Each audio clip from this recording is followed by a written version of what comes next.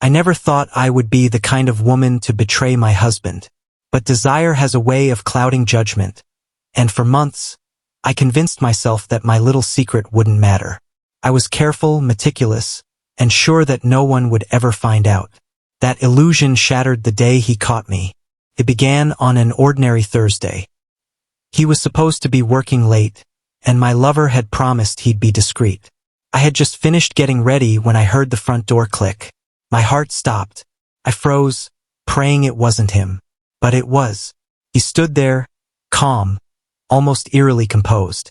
Not a single shout, not a single word of anger. Just silence. I tried to explain, but the words stuck in my throat. I thought panic would take over him, that he'd storm out or yell. But he did something far worse. He smiled. A slow, knowing smile that made my stomach churn. "I guess you think you can get away with this," he said quietly. "But I have a plan." I didn't understand. I was terrified, expecting punishment, expecting rage. But nothing happened. Instead, he stayed calm, more frightening in his control than any shouting could have been. Over the next few days, he acted like nothing had happened.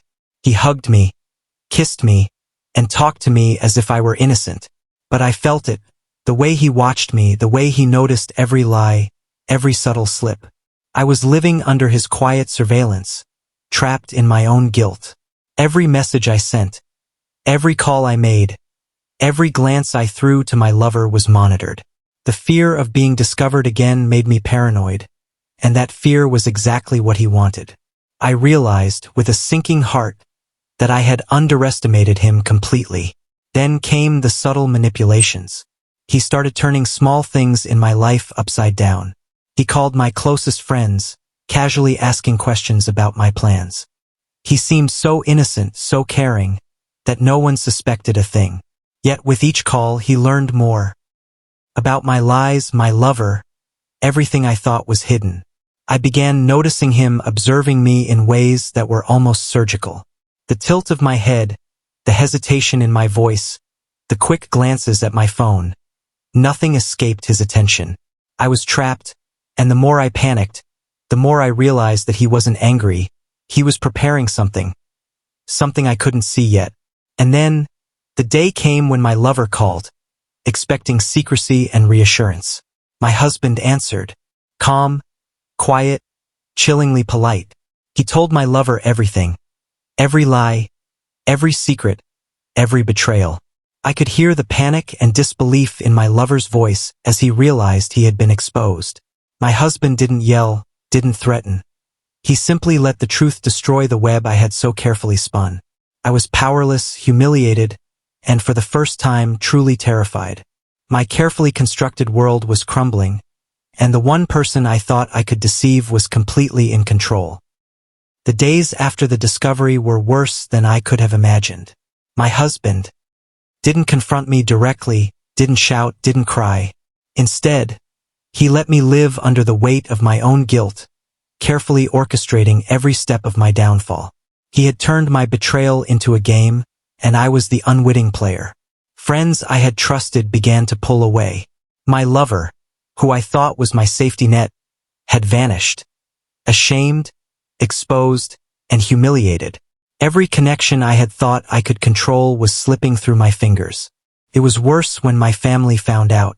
My husband didn't even need to raise a hand. The truth spilled out in subtle, devastating ways.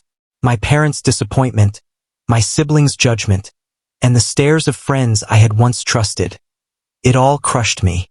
I realized, with a sinking heart, that I had lost everything. Even at home, my husband remained calm. He would speak to me, smile at me, hug me, like nothing had happened. But every gesture was precise, calculated, a reminder that he was in control. He had not only exposed me but had ensured that I felt every ounce of shame, every pang of guilt. I tried to explain, to apologize, to beg. Nothing worked. He didn't need to punish me with anger. He had already taken everything away by simply being 2 steps ahead. My pride, my dignity, my so-called freedom, all gone. The final blow came when I realized the depth of his strategy.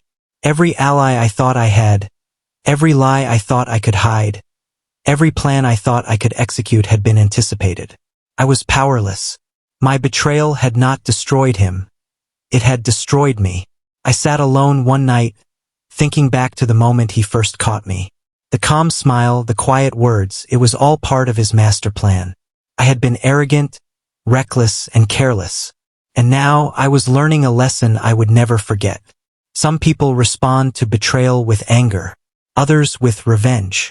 But my husband, he responded with control. He let me destroy myself, piece by piece, with nothing more than patience, observation, and cunning. In the end, I understood the cruelest truth. I had been the cheater, the liar, the deceiver. But I was also the victim of my own arrogance and the quiet, terrifying brilliance of the man I had betrayed. And as I looked at him, still composed, still in control, I knew one thing for certain. I would never underestimate him again. Because some people don't need to yell or strike. Some people just make sure that you lose everything you thought you owned, while they remain calm, untouchable, and utterly in control. That I had thought I was clever. I had thought I could manipulate love and trust. But he had proven me wrong in the most absolute, humiliating way imaginable. And that, I realized, was the end of my story.